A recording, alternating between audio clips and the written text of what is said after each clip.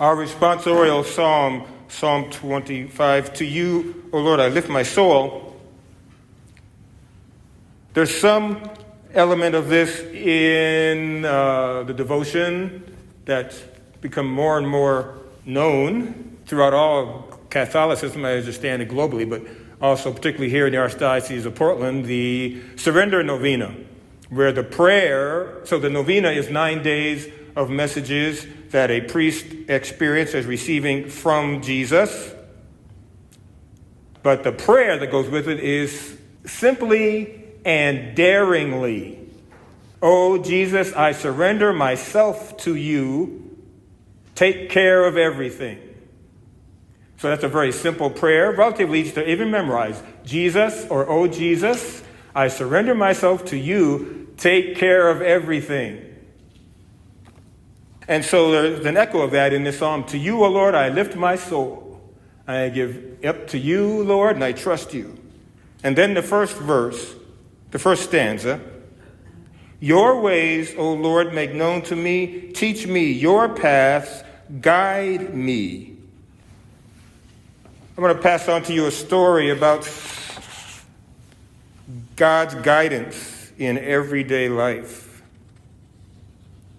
And it's a true story, but make it anonymous based on the wishes of those involved. I'm going to change details a bit, and not give a lot of specifics. But believe me, it is a true story. So people were called to go help someone who was in a combination of spiritual and physical distress and need and hardship. And when going to help and pray with this person, coming back out, they had an opportunity to help somebody else who was lost and was a bit confused and disoriented about where to go.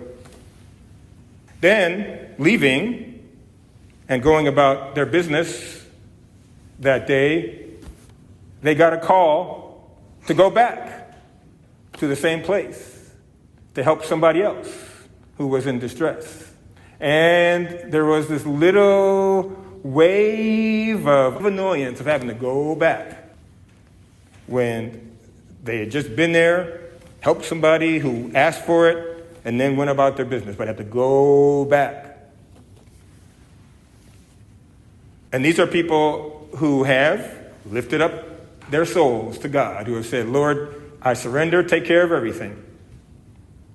And after that first wave of indignation and annoyance, we would say the Holy Spirit helped them interpret what had just happened as God guiding their steps and God showing them God's paths and what God wanted them to do, because it luckily didn't take long for it to occur to them, if we had gotten both requests for help at the place we were at the same time, we wouldn't have left after the first one and had the opportunity to help this person who was lost and confused.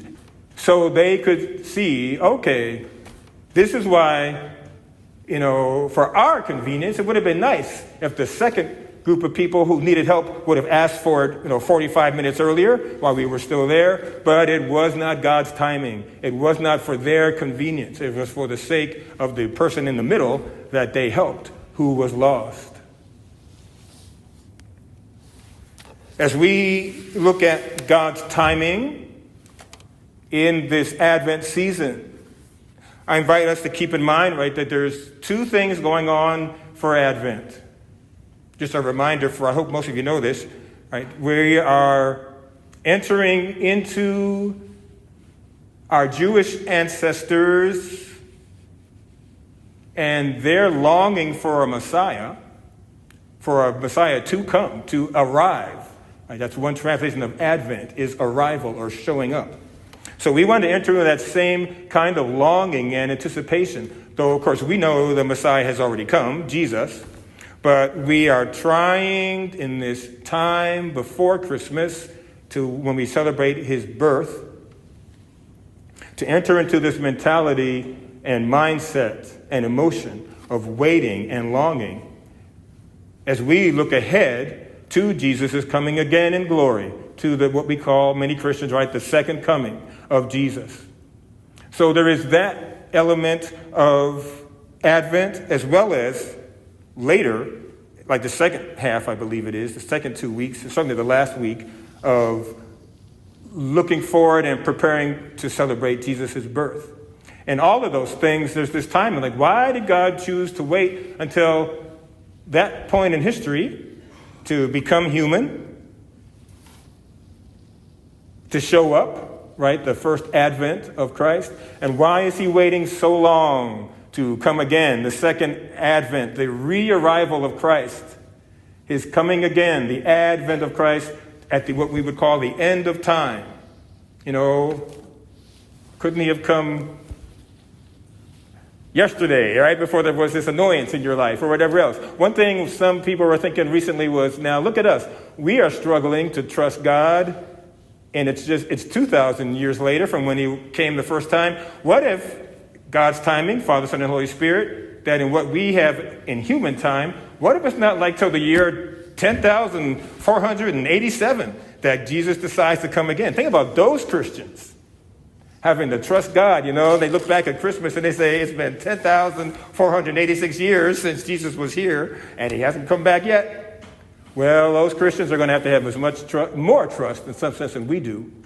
But those are the elements of the season of Advent, is thinking about God's timing and abandoning ourselves to God's timing, surrendering ourselves to God's timing. But rather than just those kind of cosmic thoughts about that, let's also narrow it down to something like these folks who had the inconvenience of going back to help people, when in between they had the opportunity to help someone there. I invite you to ask for a spirit of Advent hope and trust and abandonment and surrender to God's timing, that perhaps even specifically in these next 4 weeks, roughly until Christmas. Ask the Lord to give you a sense of abandonment and trust when things seem to be inconveniences, when things annoy you, or circumstances aren't going the way you want them to go, or timing isn't going the way you want it to go. And say, okay, Lord, help me lift up my whole self to you in this seeming annoyance, inconvenience, things not going the way we want them to go.